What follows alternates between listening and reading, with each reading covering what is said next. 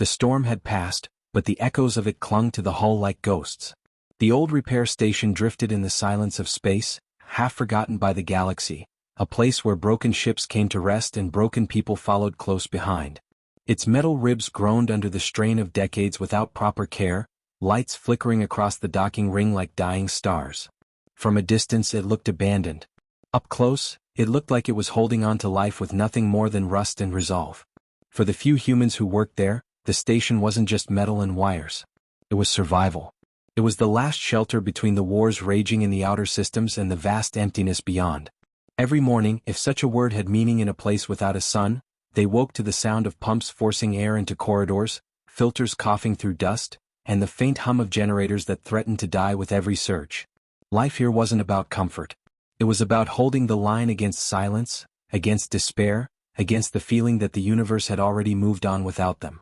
He sat in the control room, staring at the starfield. Not waiting for anything in particular, but unable to stop searching. Out there, ships had been torn apart by plasma fire, by enemy claws, by mistakes made in panic. Out there, crews had screamed into comms that went unanswered. Out there, humanity's presence in the galaxy was being tested by forces that thought they could erase it.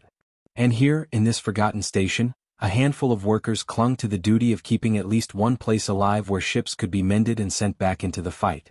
The galaxy had no mercy for the weak. That truth was written in every scarred hull that limped through their docking ports. Human destroyers, freighters, even civilian vessels, each carried stories burned into their plating, each one a reminder that survival wasn't guaranteed. When the alarms sounded, when the docking clamps tightened, when the battered wrecks came dragging sparks and leaking atmosphere, the crew of the station had no time to think about fear. They worked until their hands bled, until exhaustion blurred their vision. They did it not because anyone would remember them, but because if they didn't, someone else would die. Still, the fear was always there. The kind that crept in during the quiet shifts, when the comms fell silent and only the hum of the station filled the air. The kind that made you wonder when the enemy would find this place, when the fragile walls would shatter, when the darkness outside would spill in and take everything. It was during one of those silences that the proximity alarms began to howl. Red lights flared across the control room, painting the rusted walls an urgent color. He rose to his feet, heart hammering, eyes fixed on the radar. A ship was approaching. No signals broadcast. No identification codes. Just a dead shape sliding through the void, slow, deliberate, like it had nowhere else to go. The others gathered quickly, their boots echoing on the grated floors, faces pale under the emergency lights. They leaned over the screens, watching as the silhouette grew clearer. The hull was torn, jagged wounds cutting across it like claws had raked through metal. Pieces of armor floated away in its wake. It wasn't drifting randomly, it was heading directly for them. "Why no signal?" someone whispered, as if speaking too loud might draw its attention. No one had an answer. The station's old scanner struggled to pierce the wreck's silence. No life signs came through. No energy readings. It was as if the ship was hollow, an empty shell. But then the lights in the control room flickered once, twice, and the comms crackled with a sound that didn't belong, static mixed with something that could almost be a voice. Too faint to understand. Too broken to dismiss. He felt the hair on his arms rise. Something was wrong. The docking clamps engaged automatically as the wreck slid into the bay, metal grinding against metal. The station shuddered under the impact, and for a moment everyone froze. Then the doors sealed, atmosphere pumped, and silence returned, heavier than before. "Do we board it?" another asked. No one wanted to. But they had no choice. If there were survivors, if there was even one heartbeat left on that ship, humanity demanded they try. That was the duty that kept them going. That was the line they refused to cross. To ignore a call for help, even an unspoken one, was to admit defeat. The airlock hissed open with a long, dragging sigh, as though the station itself resisted the idea. The boarding party moved forward, flashlights cutting through smoke that curled from ruptured vents. The stench of scorched metal filled the air, sharp and bitter. Every sound echoed too loudly, boots on steel, breaths too quick, the faint creak of shifting bulkheads. Inside, the wreck was worse than they feared. Burn marks clawed across the walls, and deep grooves ran like scars along the corridors. Some doors were fused shut, others torn open. The ship looked less like it had been damaged in battle and more like something had tried to tear its way through it from the inside. They advanced slowly, each step pulling them deeper into a mystery that smelled of death and silence. The comms crackled again, this time sharper, closer, like a voice trying to cut through static. No words, just broken syllables as if someone was drowning in noise. Then one of the flashlights caught movement. A shadow slipped across the far wall. The beam swung to catch it, but nothing was there. The corridor stretched empty ahead. Still, the feeling of being watched pressed down on them, heavy, undeniable. Something was here. Something that shouldn't be. He swallowed hard, gripping his tool like a weapon, though it would do little good if the worst of his thoughts were true. Humans were used to facing overwhelming odds. They had faced fleets, monsters, planets that tried to kill them with storms and famine.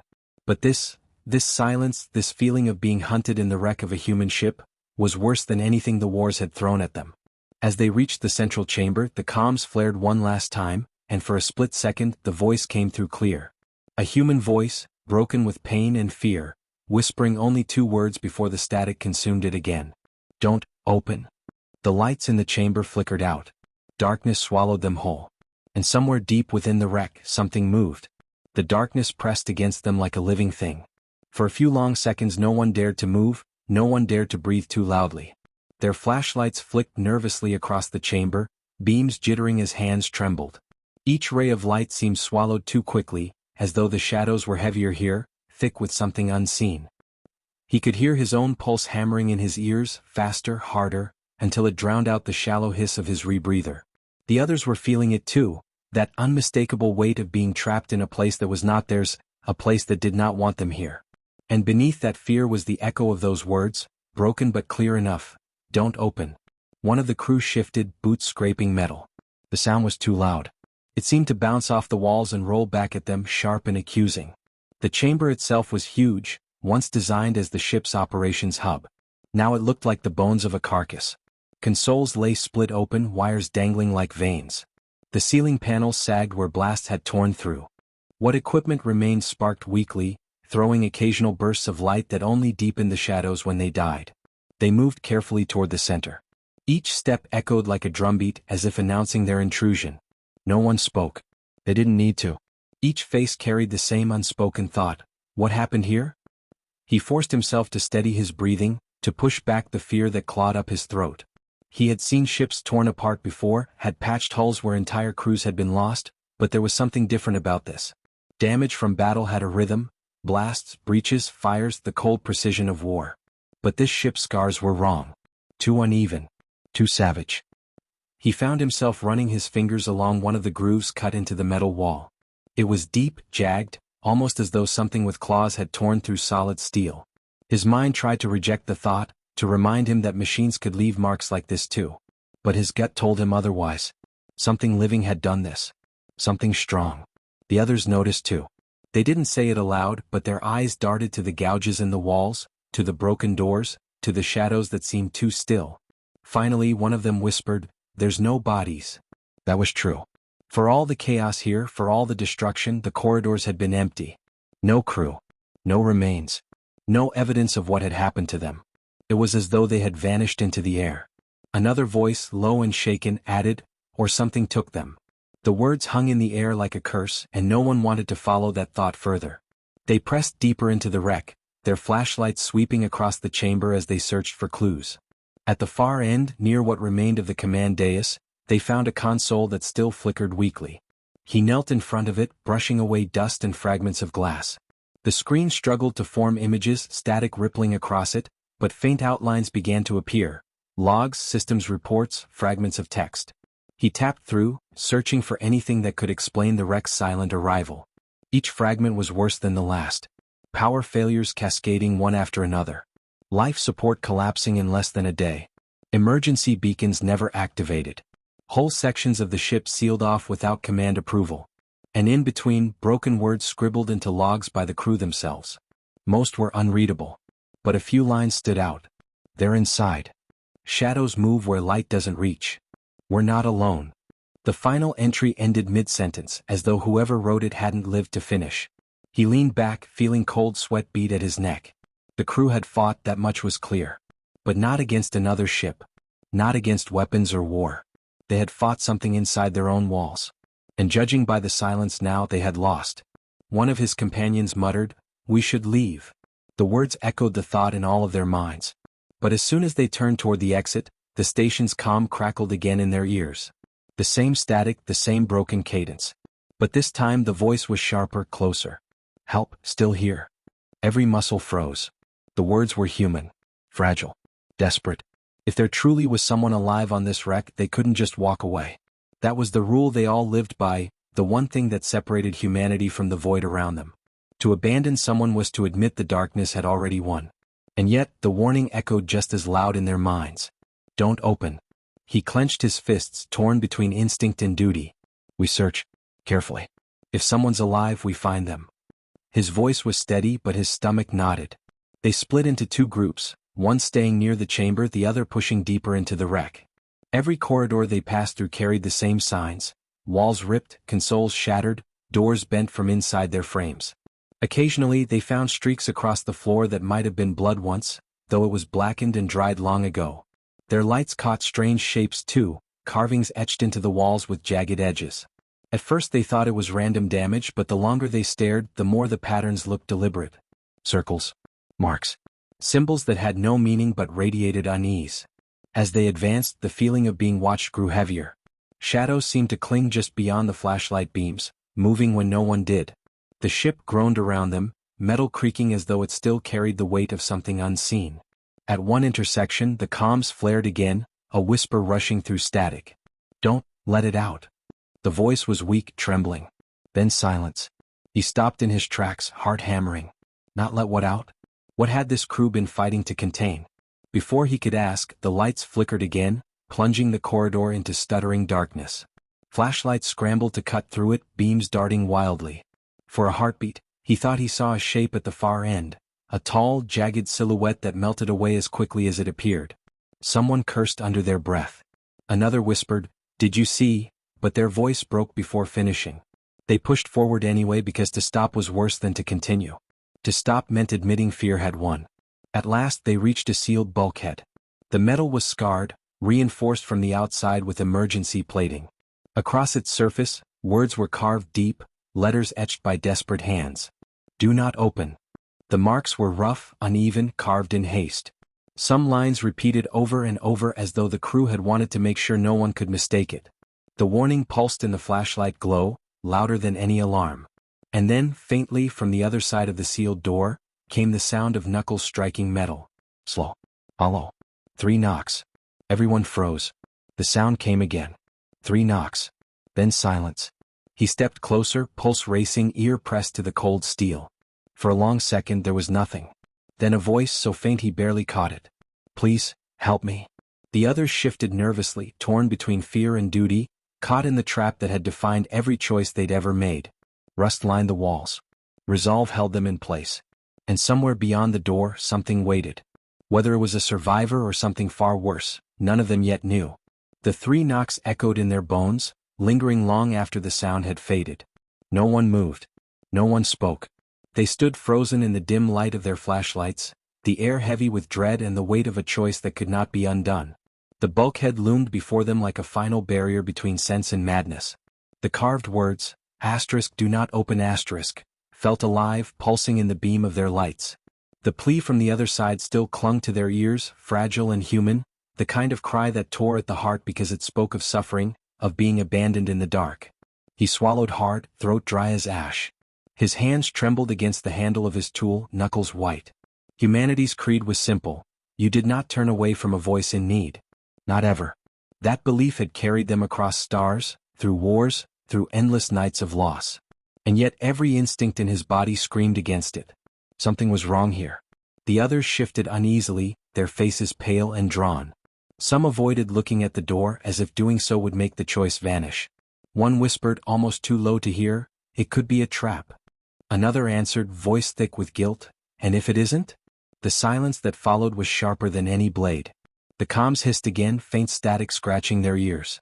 Then the same voice, trembling, broken, "Please, don't leave me," was too real. Too human. The sound of desperation that no machine could mimic. He felt it in his chest like a knife, twisting deeper with each syllable. He forced himself to think. The ship had been torn apart from within. The logs had warned of shadows, of something moving unseen. The gouges in the walls were not the work of ordinary hands. And yet, if even one soul remained alive behind that door, how could they live with themselves if they ignored it? A choice between humanity and survival. Between compassion and fear. He stepped closer to the sealed bulkhead, hand hovering inches from the reinforced locks. The others hissed warnings, whispered pleas not to. But he couldn't turn away. He leaned in, pressing his ear to the cold steel. From the other side came the faintest sound of breathing. Shallow. Rapid. Alive. He drew in a shaking breath. If someone's there, say something again. There was a pause. Then, softer than before, the same voice. Hurry, it's coming. The words sent a shiver crawling down his spine. Behind him, someone cursed under their breath. Another whispered a prayer. Fear spread through them like a living thing. The corridor creaked suddenly, metal groaning above their heads. Their flashlights swung up in unison, beams scattering over the ceiling. Something had shifted in the shadows. A whisper of movement. A scrape like claws against steel. They tightened together, backs nearly touching, weapons and tools held up, though none of them truly believed they could fight what stalked these halls. The silence stretched, brittle and unbearable, every second threatening to shatter. Then, another sound. Not from behind the door, but from the darkness of the corridor they had come from. A faint, dragging scrape. Something moving slowly, deliberately, as though savoring each step. Their breath quickened.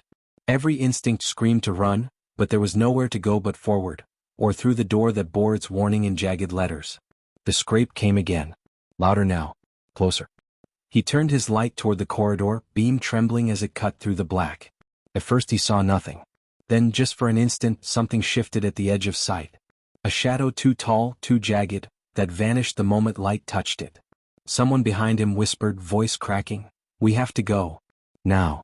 But the knocks came again from the bulkhead. Harder this time. Desperate. 3, then 4, then a flurry of strikes that rattled through the metal. The voice screamed, distorted by static, "Open! Open! Please!" The sound of it tore at his chest. It was human, it had to be human.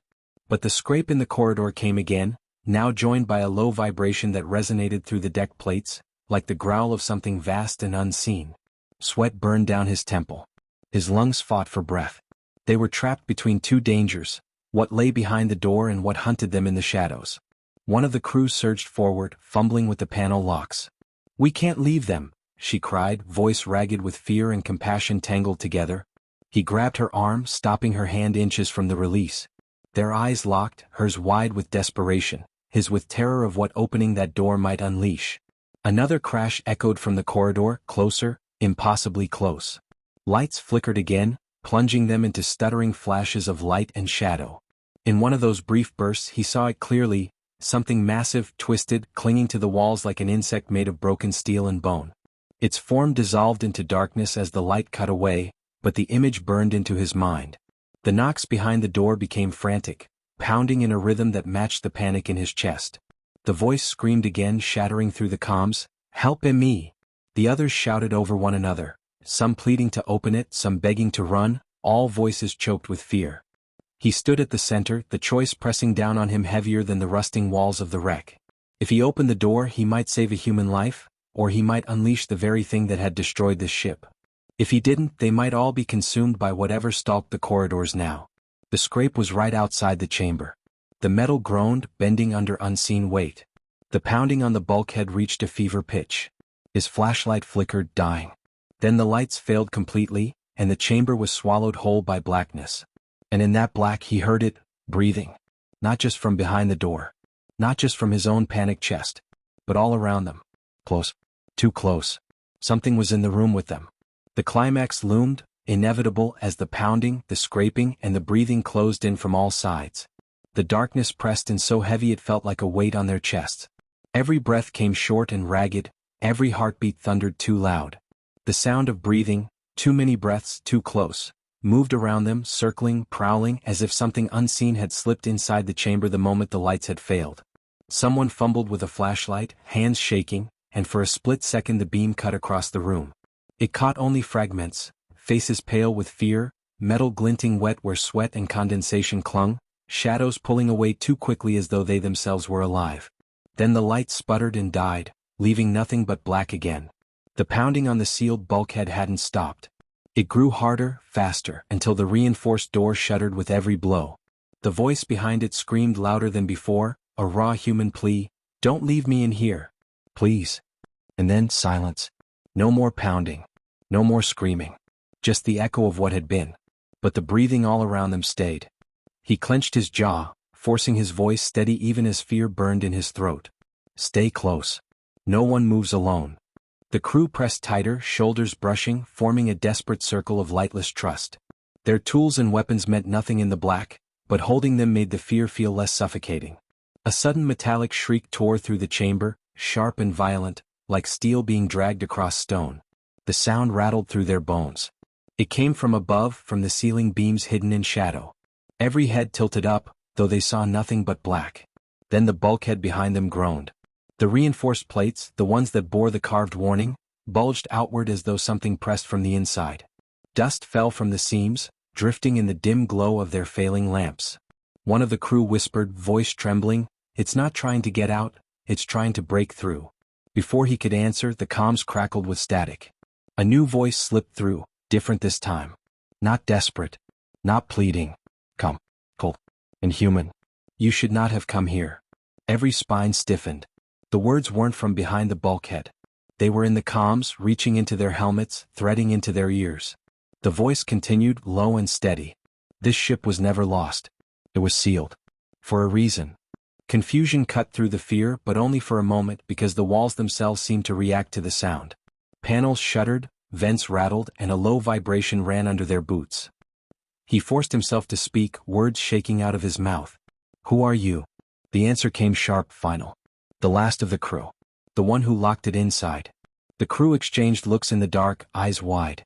If what the voice claimed was true, then someone had survived long enough to seal whatever horror had torn the ship apart. And now that survivor was warning them. But then the contradiction struck.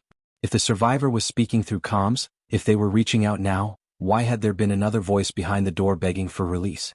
The conflict twisted tight in his chest. Which voice was real? Which one was human? The ceiling above them groaned again, and in the flicker of another failing lamp, they saw it, a shape moving in the rafters. Limbs too long, body too lean, clinging to the beams like a spider made of shadows. The light sputtered and it was gone, but they had all seen it. The breathing around them wasn't their imagination. The cold voice returned, sharper this time. "Do not open the door. Whatever it tells you, do not believe it. I sealed it there to keep the rest of us alive." The pounding behind the bulkhead returned at once, louder, more furious, as though the voice there had heard the words. The desperate screams followed, "It's lying. I'm human. I'm still alive. Please." The chamber erupted in chaos. Half the crew shouted to run, to retreat to the airlock before it was too late. The other half insisted they couldn't abandon a survivor, not when the voice was so real, so human. He stood at the center, torn between them, his own mind splitting under the weight of the choice. His heart screamed compassion, the instinct to save, the belief that humanity's strength had always been in refusing to abandon one another. But his gut twisted with the warnings, with the memory of the claws in the walls, with the crawling shadow above. Then the station itself broke its silence. Over the comms, through their helmets, came a transmission not from the wreck but from their own repair facility far outside. The voice was frantic, strained with static. "Return immediately. You don't understand. That ship." The transmission cut short, devoured by static so violent it nearly deafened them. In that moment, the bulkhead gave a final groan, the plates cracking at the seams. A sliver of darkness seeped through, a mist that curled like smoke, alive in the beam of their flashlights. The pounding behind it grew into a frenzy, each strike shaking the chamber. Above, the shadow moved again, faster this time. Something scraped against the wall behind them, circling, waiting for the choice to be made. Two voices pulled at them, one pleading for mercy, one warning of death. The bulkhead strained to hold. The chamber shook with each blow. The lights failed again. And in that absolute black, the last words they heard before everything descended into chaos were a whisper that slid through every comm at once, overlapping the desperate and the cold, impossible to tell which was which. "Choose wrong, and humanity falls with you." The chamber shuddered under the weight of the pounding, each strike against the bulkhead rattling through their bones. Dust rained from the ceiling, and the long shadow above them shifted again, clinging to the beams, waiting. Two voices warred inside their ears, the pleading one behind the door, begging for mercy, and the cold, calm one in their comms, warning of death. Both human, both convincing, and both tearing them apart with the weight of the decision. He stood at the center, sweat stinging his eyes, lungs tight. The others shouted at him, some screaming to open the door, others begging to run before the ship itself came apart. Their words blurred into noise against the pounding and the scraping. For a moment, all he heard was his own heartbeat and the whisper that had haunted them from the start. "Don't open." And then, with a scream of tearing steel, the bulkhead cracked. A jagged line split through the welded plates, light spilling out from within. Not the soft glow of a lamp, not the flicker of a dying console. Something unnatural, pale and shifting, like a light that didn't belong to any machine. The desperate voice cried out one last time, "I'm human. I swear it. Save me." His hands hovered over the release, trembling. To save one life, or to risk them all? That was the question that had followed humanity since the first steps into the stars. Compassion or caution? Hope or survival? The cold voice cut through, sharper, angrier now. "Don't let it out. If you open that door, you doom us all." And that was the moment he realized the truth. The calm voice was too steady, too certain. It hadn't pleaded, hadn't begged. It had only commanded. Warnings without fear. It didn't sound like someone clinging to life. It sounded like something guarding its own prison. Something that wanted the crew paralyzed by doubt. He slammed his hand onto the release. The lock screamed open, metal tearing, and the bulkhead burst wide. For a heartbeat, the chamber was filled with blinding white. The crew threw up their hands, shielding their eyes. Out from the sealed room stumbled a figure, human, broken, face pale and hollow from hunger and fear. His eyes were wild but alive. A survivor. Behind him, chained to the walls of the sealed chamber, writhed something that made every instinct rebel. A shape not meant for light, a body of shifting darkness bound by twisted steel. It thrashed against its restraints, claws scraping, its roar vibrating through the walls. The chains glowed faintly, inscriptions etched deep, a prison built by desperate hands. The survivor collapsed to the deck, gasping, voice raw. "We trapped it, we couldn't kill it. Don't let it break free." The cold voice in their comms snarled, distorted now, no longer calm. "Fools. You've broken the seal." Realization hit like a blade. The voice in their comms wasn't the last survivor, it was the thing itself, reaching through systems, twisting channels to sow doubt. The warnings had been its trick. It had almost convinced them to leave the human to die while it waited for release. But the chains still held. Barely. The shadow above them shrieked, answering the roar from the sealed chamber. They weren't dealing with one presence, they were dealing with many. The wreck wasn't just a tomb, it was a cage, and the ship itself had become a battlefield between whatever had been imprisoned and the remnants of humanity trying to hold it back. Panic swept through the crew. The survivor clutched at his arm, his eyes wide with terror. It spreads through systems. Through signals. That's why we cut comms. That's why the ship had to drift silent.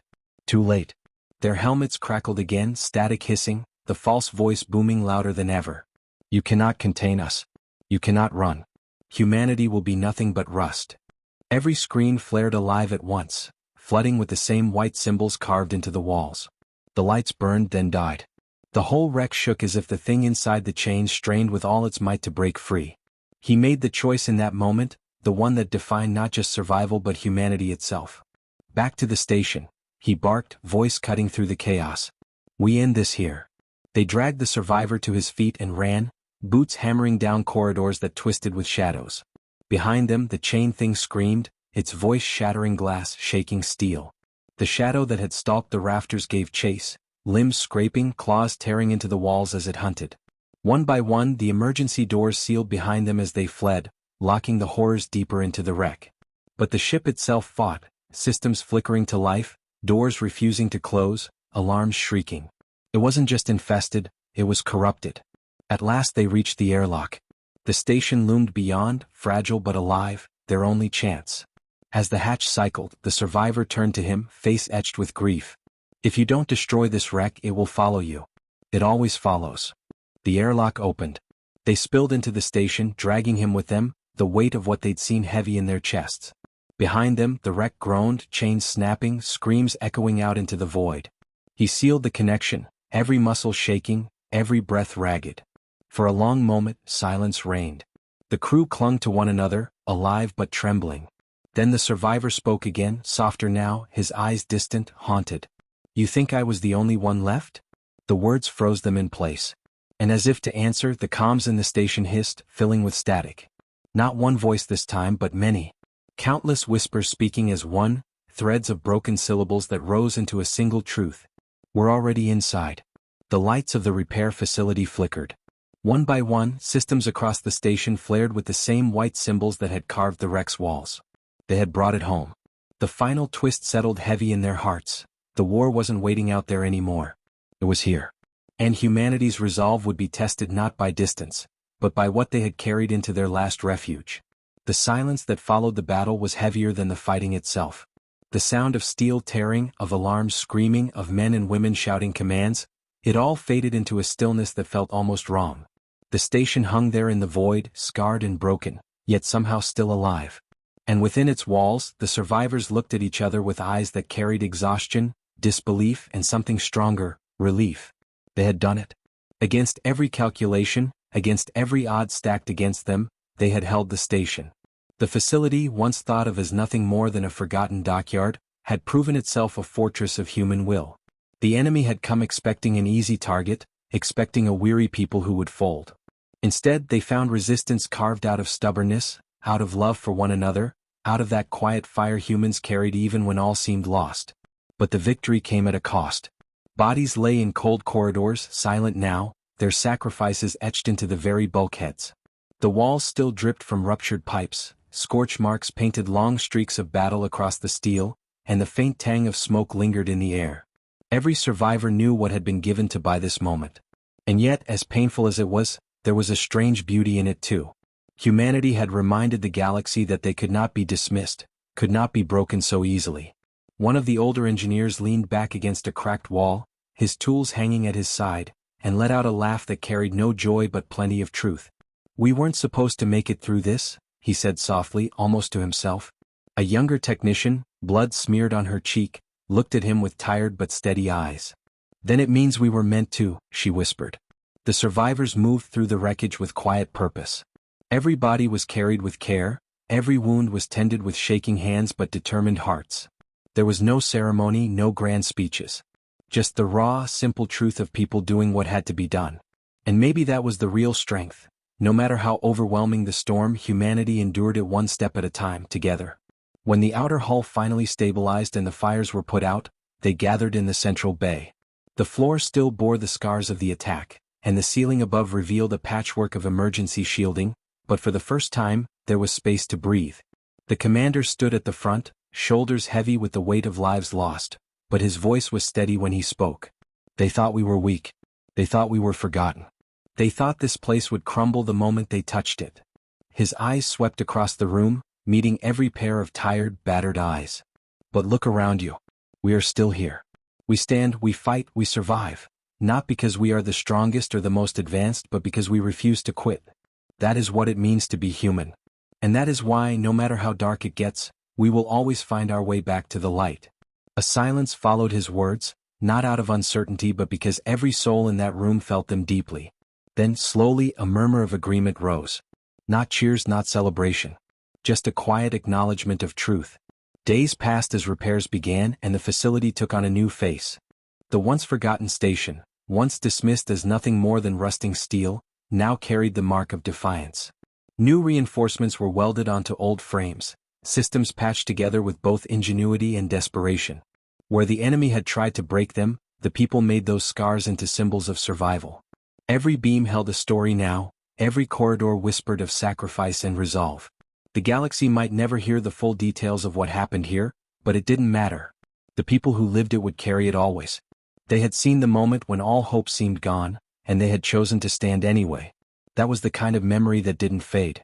And yet, just as the survivors began to feel the fragile threads of peace settling in, a final twist revealed itself. Long-range sensors, damaged but functional, picked up faint readings in the far distance. Not hostile this time, at least not yet, but something new, something watching. The enemy might have retreated, but the battle had marked humanity in ways the galaxy could not ignore. The commander looked at the display, the faint signals lingering at the edge of the system, and he knew this was only the beginning. But he didn't feel fear. Not anymore. Because now he understood that even if more storms came, even if the galaxy tested them again and again, humanity had already proven the truth. They were not a species that bent easily. As he turned to his crew, he didn't need to say much. Just a few simple words carried more weight than any speech. "Let them come. We'll be ready." The people around him nodded, Not with eagerness for another fight but with the quiet strength of those who had already seen the worst and endured. The facility would never be just a dockyard again. It was a symbol now, a reminder that resolve could turn rust into steel, and that even in the darkest void, the human spirit burned too bright to be smothered. When the lights flickered back on and the hum of rebuilt systems filled the air, the survivors allowed themselves a moment to rest. They leaned against each other, shared quiet words, and in their exhaustion found comfort in the simple fact that they were still alive. The galaxy might see only scars and ruins, but to them, it was proof of something greater. And as the station spun slowly in the void, battered but unbroken, it carried with it a message carved into every beam, every wall, and every survivor's heart: humanity bows to no one,